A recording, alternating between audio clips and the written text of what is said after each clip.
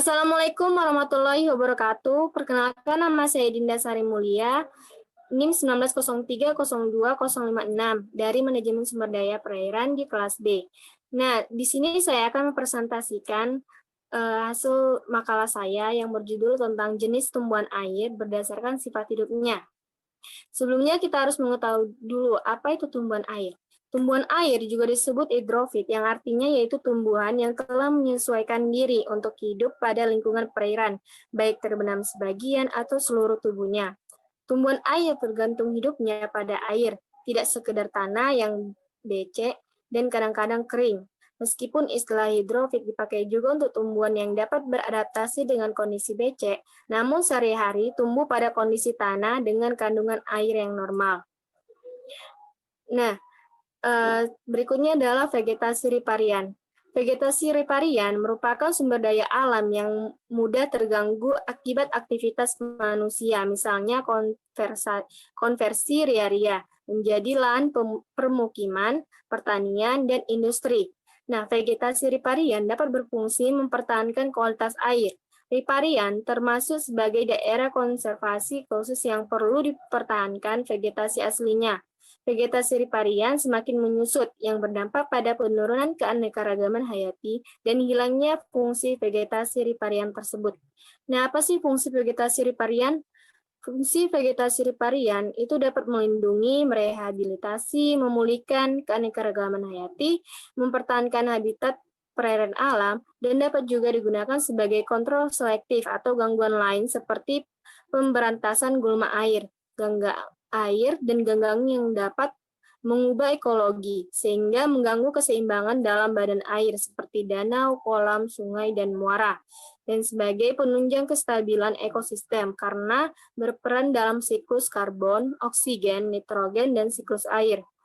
Nah, berikutnya adalah fungsi tumbuhan air, yaitu sebagai elemen estetika di perairan dan sebagai mikrohabitat yang dibutuhkan oleh ikan sebagai tempat berlindung, mencari makan atau feeding ground, memijat atau spawning ground, dan mengasuh anakan atau nursery ground, dan juga dapat meningkatkan kadar oksigen di perairan dan menyerap racun pada air.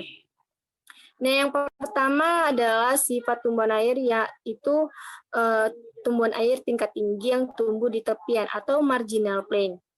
Marginal plain ini ciri-cirinya memiliki akar dan batang yang terendam di dalam air, namun sebagian besar batangnya menyembul ke permukaan air. Selain bagian batang, daun dan bunganya juga berada di atas permukaan air. Tanaman pinggir atau marginal plain hanya akarnya yang dalam air, namun sebagian tanaman lainnya yang berada di permukaan air, sehingga tanaman jenis pinggir atau marginal plain lebih cocok dan lebih tepat digunakan untuk kolam yang ada di taman. Tanaman ini juga biasanya memiliki ukuran lebih besar dari jenis tanaman sebelumnya, sehingga kurang cocok untuk akuarium. Nah, contoh dari marginal plain ini yaitu adalah tanaman lotus atau Nelumbo nucifera, tanaman paku ekor kuda atau Chrysanthemum hyemale, dan lembang atau Typha angustifolia. Nah, berikutnya adalah tumbuhan air terapung atau free floating plain. Free floating plain yaitu tumbuhan yang seluruh organ tubuhnya terdiri dari daun, batang, akar, dan bunganya itu mengapung di atas permukaan air. Daun tumbuhan air yang mengapung umumnya berukuran lebar dan terdapat di permukaan air untuk menangkap cahaya matahari. Nah, permukaan daunnya terdapat bulu-bulu kecil yang berfungsi untuk mencegah tergenang oleh air. Nah, contoh dari free floating plain ini yaitu adalah tanaman water plants atau Salvinia minima. Yang kedua adalah tanaman eceng gondok atau Eichhornia crassipes. Yang ketiga adalah tanaman teratai atau Nymphaea alba. Selanjutnya adalah tumbuhan air yang mencuat atau emersive plain. Tumbuhan air mencuat atau emersive plain yaitu tumbuhan air yang muncul di atas permukaan air dengan batang-batang serta akar-akar melekat di dasar perairan. Nah, contoh dari emersive plain ini adalah tanaman kapu-kapu atau Pistia stratiotes dan melati air Echinodorus Palaefolius, dan bunga kala lili atau Jantedeschia aethiopica. Selanjutnya adalah tumbuhan bawah air atau submersible plant. Submersible plant itu tumbuhan yang selama fase hidupnya terendam dalam air. Seluruh tubuh tumbuhan tersebut berada di permukaan air dan daunnya tidak atau jarang terpapar langsung di atas permukaan air. Daun tumbuhan submersib menerima sedikit cahaya matahari karena terletak di dalam air, sehingga penetrasi cahaya tergantung oleh kekeruan air. Nah, contoh dari submersible plant ini yaitu adalah tanaman ganggang atau Hydrilla verticillata.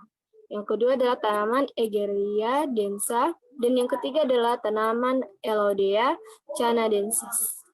Selanjutnya adalah tanaman terapung di dasar atau rooted floating plant, yaitu tumbuhan air yang memiliki batang di bawah permukaan dengan sistem pertunasan. Biasanya daun dan bunganya mengapung di dasar perairan dengan kedalaman 4 hingga 5 kaki. Tumbuhan ini hidup dengan akar yang menempel di dasar substrat dan daun yang mengambang di atas permukaan.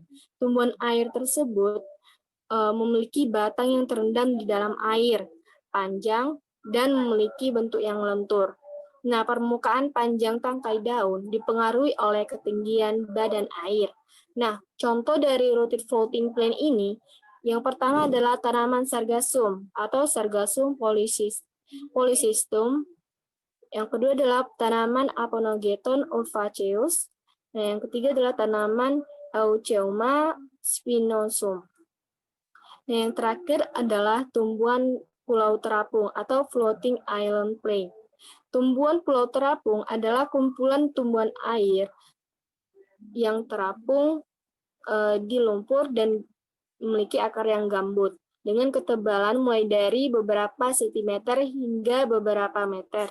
Nah, tumbuhan pulau terapung merupakan fenomena alam yang umum ditemukan di banyak belahan dunia. Sedangkan pulau terapung itu umumnya ditemukan di rawa, danau, dan lokasi lahan basah serupa.